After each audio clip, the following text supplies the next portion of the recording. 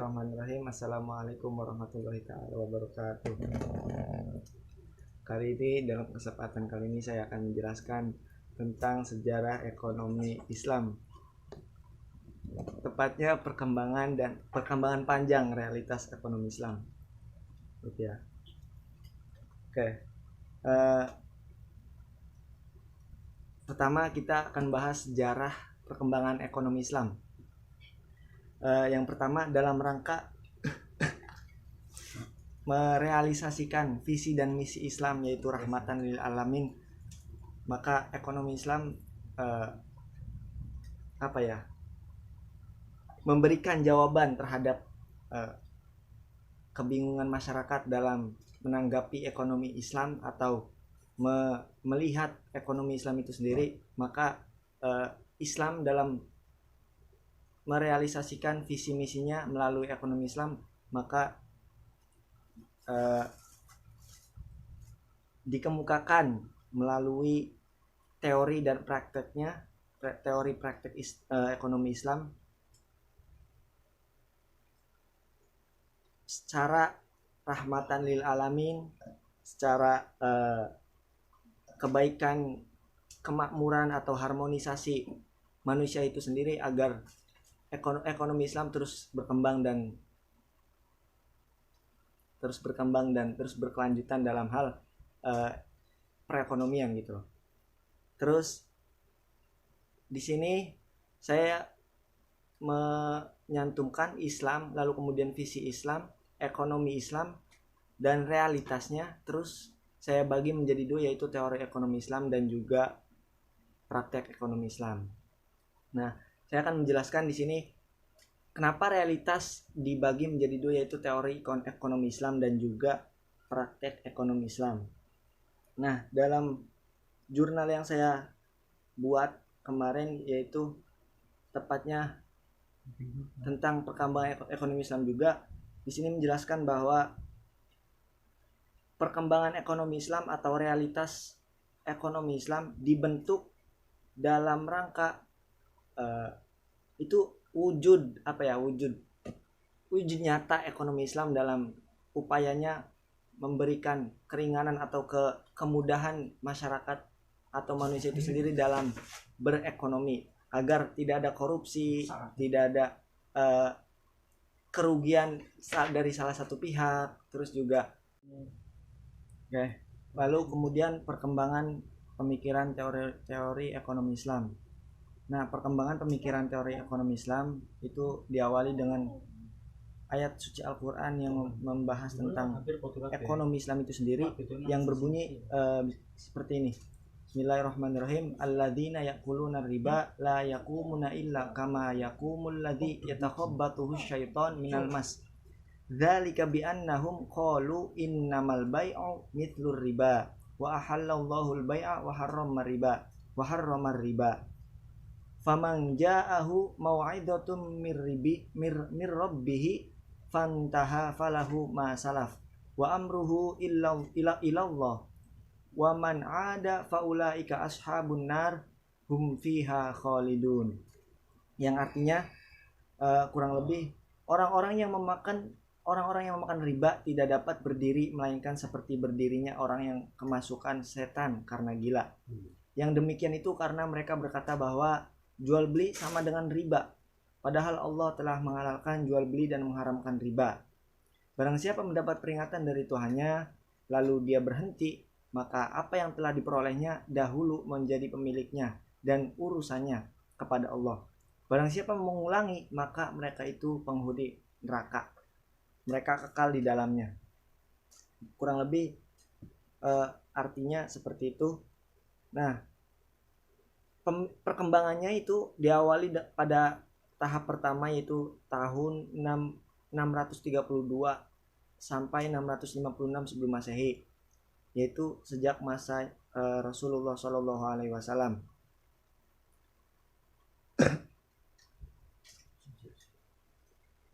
Seperti yang dikatakan At-Tariqi, ekonomi Islam menetapkan pokok ekonomi Islam sejak zamannya Rasulullah yaitu tahap yang tadi saya sebutkan, yaitu 632 sampai 656 Masehi.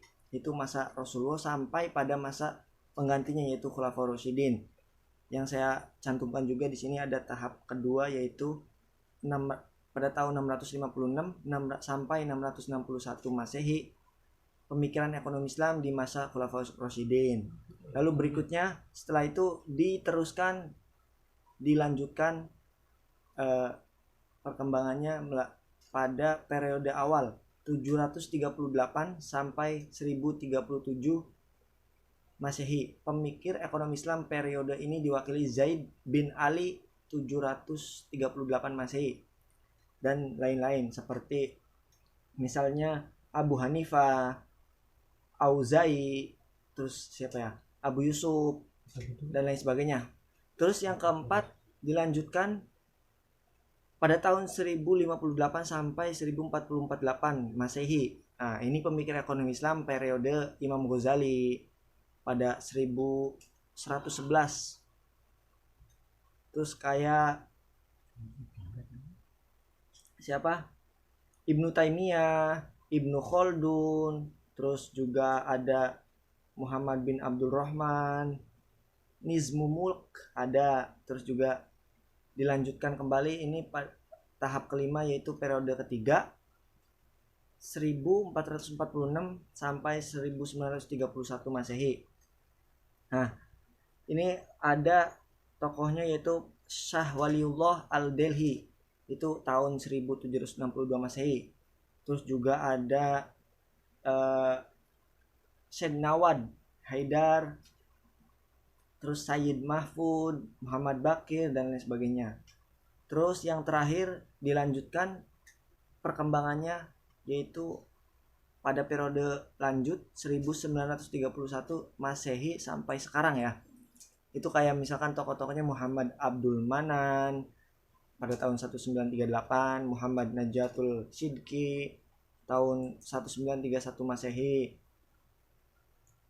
Terus juga banyak Abu Yusuf, siapa? Ada lagi Ibnu Sina, Al-Farabi, Abu Ubaid dan lain-lain. Lalu kemudian terakhir tokoh penghasil pemikir ekonomi Islam. Di sini ada yang pertama ada Zaid bin Ali ya. Yang kedua ada Abu Hanifah. Terus ini tahun 80 sampai 150 Hijriah atau 699 767 Masehi. Terus ada Zaid bin Ali 80 sampai 120 Hijriah atau 699 sampai 738 Masehi. Ini salah satu pemikir penghasil ekonomi Islam. Seperti Zaid itu sendiri, dia menghasilkan teori ekonomi Islam pada masanya terkait dengan apa ya? Lupa. Zaid itu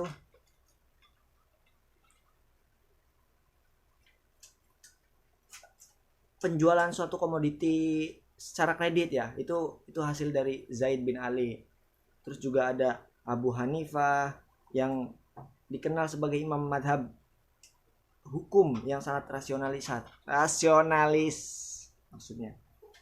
Dia juga menggagas keabsahan dan kesahihan hukum kontrak jual beli dengan apa yang dikenal dewasa.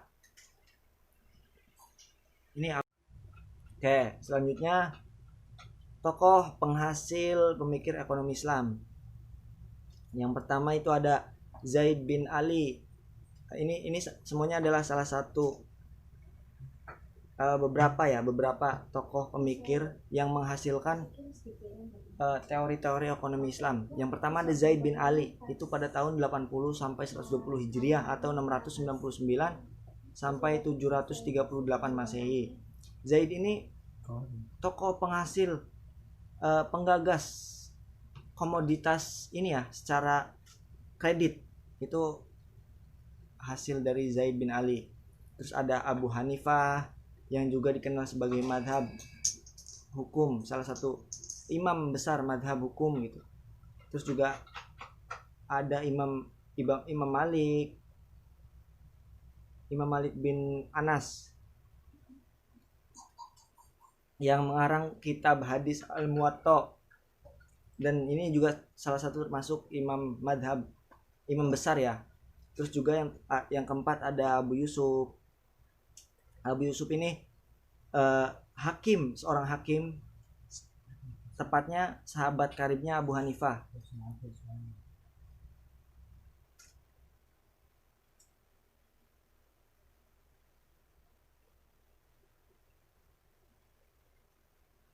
Dia juga dikenal sebagai penulis pertama perpajakan ekonomi Islam, itu dia Abu Yusuf. Dan juga yang kelima ada Al-Farabi pada tahun 260 sampai 339 Hijriah atau 870 sampai 950 Masehi. Nah, Al-Farabi ini menghasilkan teori tentang tingkat-tingkat pertumbuhan ekonomi manusia, kayak Madinatun Nawabit, itu hasil Al-Farabi, kitab karangan beliau maksud saya. Terus juga ada Madinatul Daruroh, ada juga Madinatul Hissah wa As-Sakro. Terus yang keenam ada Ibnu Khaldun pada tahun 1332 1406 Masehi.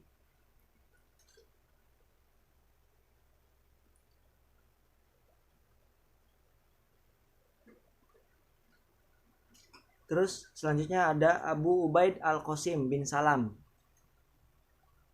Ini 157 sampai 224 Hijriah atau setara dengan 738 Masehi. Terus berikutnya ada Ibnu Sina 270 sampai 428 Hijriah atau sama dengan 980 sampai 1037 Hijriah Masehi. Nah, Ibnu Sina ini dia menghasilkan pendapatnya, yaitu antara yang kayak misalkan manusia dan makhluk ekonomi, terus juga ekonomi membutuhkan negara, terus juga yang ketiga ada perkembangan ekonomi melalui perkembangan ekonomi keluarganya, ekonomi masyarakat dan negaranya. Terus juga ada ekonomi negara, bahwa negara ini tujuan politik negara dan itu harus diarahkan kepada keseragaman seluruh masyarakat dalam mewujudkan ekonomi Islam gitu loh. Terus juga ada yang selanjutnya ada Abu Hamid Al-Ghazali 450 sampai 505 Hijriah atau setara dengan 1058 1111 Masehi. Nah, Abu Hamid ini dikenal sebagai sufi dan filsuf secara praktik filsafat ya. Dan dia juga mengemukakan teori ekonomi Islam terkait dengan perkembangan ekonomi yang bertolak belakang dengan ajaran Islam. Terus juga ada perkembangan ekonomi, perlu adanya transportasi, terus juga uang bukan komoditi, yang menurut beliau itu pemikiran yang dihasilkan secara ini ya. Terus juga melainkan alat tukar untuk komoditi itu termasuk pemikirannya Abu Hamid Al-Ghazali ya. Terus selanjutnya ada Al-Mawardi. Ini 450 Hijriah. Al-Mawardi ini penulis Al-Ahkam. Penulis kitab Al-Ahkam. Dia juga pakar buku Syafi'iyah. Dia menyatakan bahwa institusi negara dan pemerintah bertujuan untuk memelihara perkembangan teori ekonomi Islam itu. Terus yang terakhir ada Ibnu Taimiyah. Nah, Ibnu Taimiyah ini 1268 sampai 1328. Nah, beliau ini penulis kitab juga terkait dengan pemikiran ekonomi Islam. yang salah satunya ada siasat syariah yang kita bahas di pertemuan kemarin. Terus juga ada fi islah ar-ra'i wa ra'iyah. Dia menegaskan bahwa salah satu penghasilnya adalah fungsi dan peran pemerintah sebagai pelaksana amanat untuk kesejahteraan rakyat, termasuk ekonomi Islam itu sendiri. Terus juga pengelolaan negara serta sumber-sumbernya itu didapatkan dari bagian dari ekonomi Islam dan serta seni dan siah dusturiahnya, siasatnya, terus juga pokoknya ada intervensi masyarakat di situ dan pemilik modal juga. Dan akhirnya Ibnu Taimiyah menggagaskan bahwa semuanya itu pemerintah dan masyarakat dalam mekanisme pasar atau pengawasan pasar hingga akuntansi yang erat kaitannya dengan ekonomi Islam itu wajib kita bahas dan dipahami betul-betul. Terus kemudian